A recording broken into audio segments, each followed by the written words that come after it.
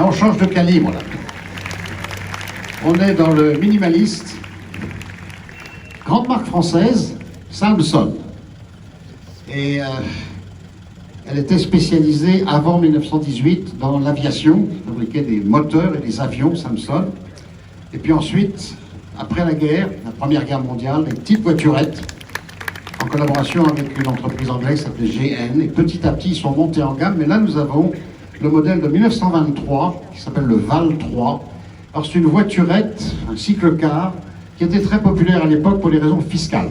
C'était très léger, moins de 500 kg, ça avait moins de 1100 cm3, ça correspondait à un certain nombre de caractéristiques qui faisaient qu'il y avait moins d'imposition sur ces voitures.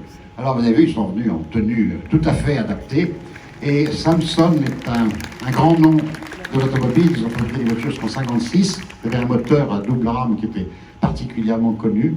Ce qu'on sait moins, c'est peut-être moins important, c'est que l'origine Samson, c'est une famille suédoise, une famille d'artistes, et on doit à un ancêtre des automobiles Samson le fait d'avoir, comment dirais-je, œuvré aux rampes du grand escalier de l'Opéra de Paris. Voilà, on le doit à un Samson. Après, ils ont donc évolué, faire des choses plus mobiles, je dirais. Grande marque, très sympathique, ce témoignage de toute cette époque des années folles. Je vois le film Borsalino, ben, il y a une Amilcar, il y a des voitures comme ça, et c'est toute une époque.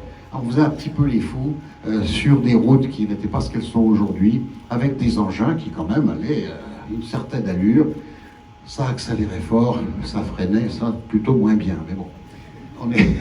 Merci en tout cas pour cette très sympathique Samson Val 3 de 1923. La marque Samson existe toujours, elle fabrique des pompes et son usine est à Laval en Mayenne, et dans le hall d'entrée il y a 3 Samson. Merci.